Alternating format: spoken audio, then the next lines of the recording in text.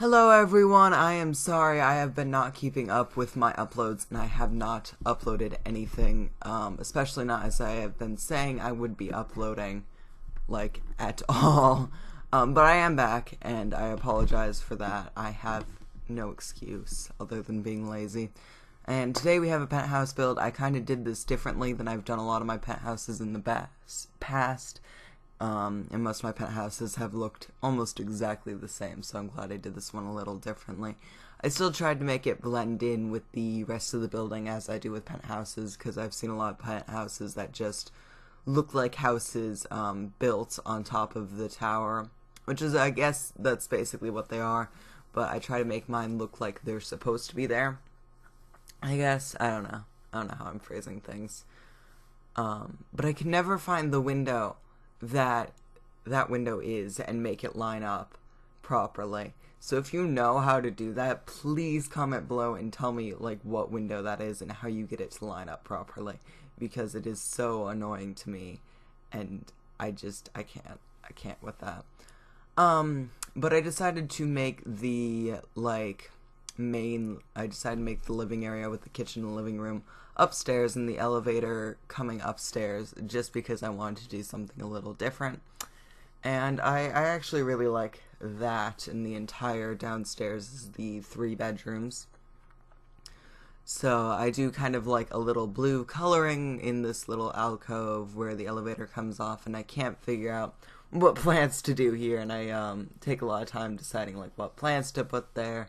I really want to keep with the blue theme, so I just end up doing 2 of those blue little polygonal planters, and I do the little kitchen, which is this white and light blue thing.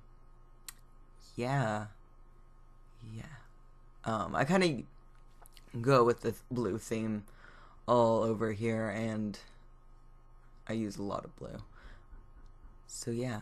Because it's a really nice color, and I think it ties together well with the elevator that kind of has a bluish tint, and the light blue floors.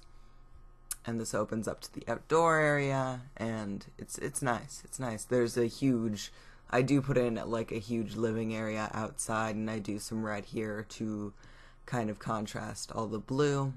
And I really wish there was like better TVs to put on top of the TV stands.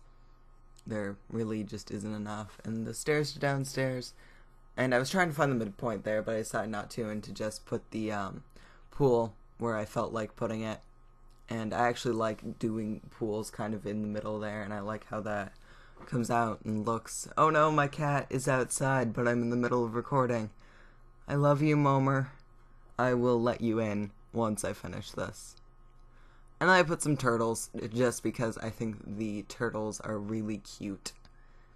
And some windows there. And as I said, this entire downstairs area is just bedrooms, but first we're going to do this. I really like these lights. I'm kind of annoyed that they don't fit perfectly across here, but I make it work.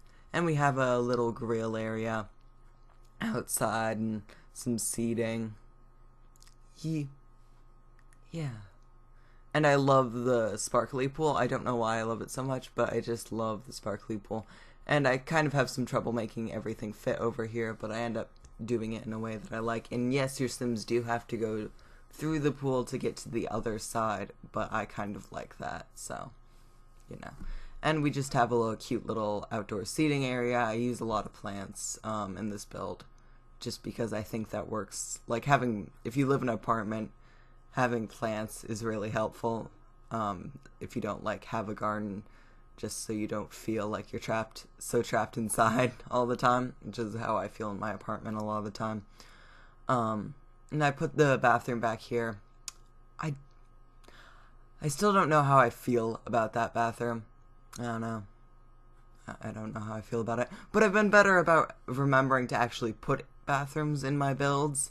If you don't know, that's something I have trouble with. And I also have to, I later come back and take out a little section of that bathroom, so there's a little corridor to get to the outside.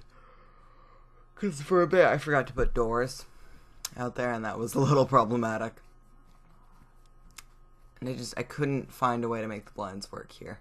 And that eventually becomes not a problem when I put in the low quarter, so that helps. And this I put just like 2 little beds in, and so it's a 3-bedroom, 3-bathroom apartment, and there's like one huge master bedroom, another smaller, but still I guess you could call it a master bedroom, and then this bedroom, which is like the 2 single beds. And there needs to be more like clutter items.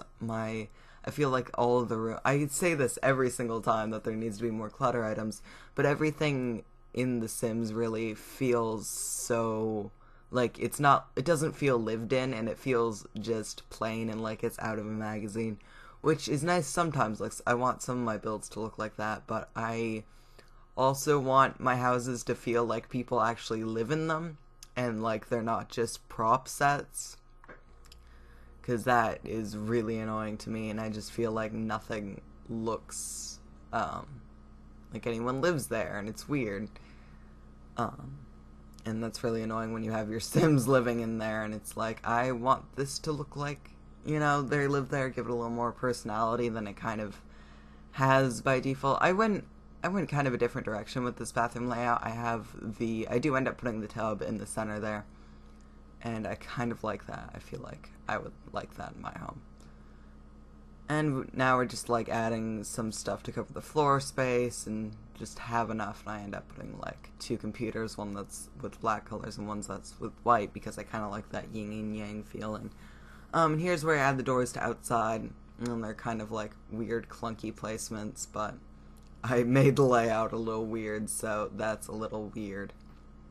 I like it. Oh, I forgot to upload this one to the gallery. I just realized that. So this one will not be on the gallery. I completely forgot to save when I finished. So this one will not be on the gallery, and I apologize